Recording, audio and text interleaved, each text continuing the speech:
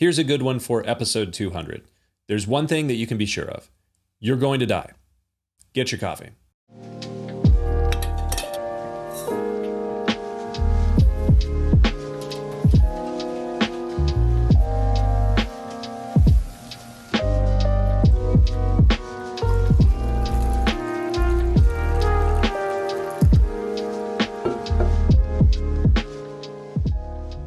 Following the message that I gave this last Sunday, I had a short conversation with an individual in my church about one of the outcomes of all that has happened with the coronavirus in the last 16 months.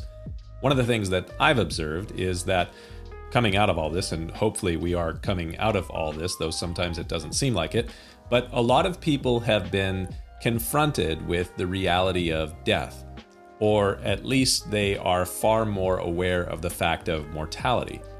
It is kind of an interesting thing to me that when you really step back and think about it, every single one of us will die. Now, I know some of you hearing this will object and say, well, what about the rapture, Pastor? That's not really what I'm talking about here. So let's just accept that 10 out of 10 people die. The stats are pretty good, so just kind of go with me here. We all are going to die. It is the biggest elephant in the room, and though we are all going to die, we are pretty good at pretending that this is a non-reality, or we just try to not think about it. Because of my work as a pastor, I've been around a lot of dying people. Pastors are called upon to visit those that are sick and dying, and many times I've been at the bedside of individuals as they have died. I've seen probably more dead bodies than your average person, and I've led dozens of funerals and memorials. Death is a very real part of life, but we don't really like that. It is a reality.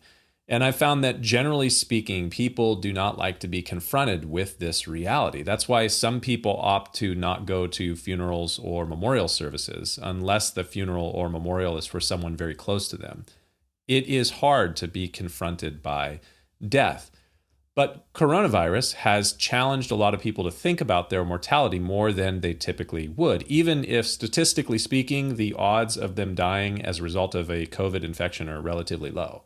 With infections and hospitalizations and deaths due to COVID being the constant talking point of the news for the last 16 months, people are much more cognizant of the reality of death than they might otherwise be, especially younger people. And this awareness of mortality has caused for a number of people a significant emotional decline. We see that in a lot of different studies during the last 16 months. There is a new disheartened fear over illness and death on the backside of this crazy year and a half. Why is there such an anxiety and fear? Honestly, I think the answer is pretty clear. For a lot of people, this life is all that there is.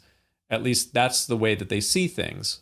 A lot of people that you will interact with at work or school, in your neighborhood, maybe even within your family, this life is all there is. And if that is what you believe to be true, then it makes a lot of sense that you would be deathly afraid of illness and death. So, as I said previously, I've been at the bedside of a lot of sick and dying people over the last 2 decades.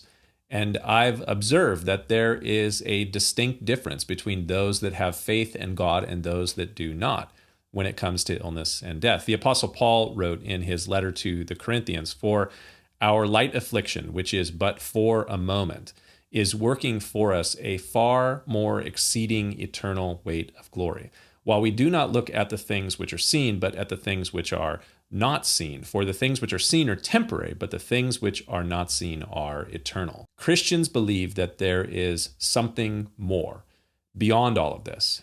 We believe in eternity, and we believe that even the worst experiences or the worst existence here in this life is a light affliction, which is momentary. This world and all that will or could happen here, good or bad, is temporary. And when you know that by faith, it changes everything. I've been at the bedside of believers and unbelievers as they approach death, and for the man or woman of faith, there truly is a peace that surpasses understanding, that guards their hearts and minds as they stand face to face with death. There's been a lot of talk in popular culture around psychedelics and the positive effects of using them for dealing with death anxiety. But I'd like to suggest to you that you don't need psilocybin or MDMA or LSD to experience the death of the fear of death. As it is said, death will ultimately come for us all, or the only thing in life that is certain is death and taxes. But for the Christian, death is just a doorway, and there is life beyond this life. The only real question is, are you really prepared for that? Something to think about. We'll see you next time.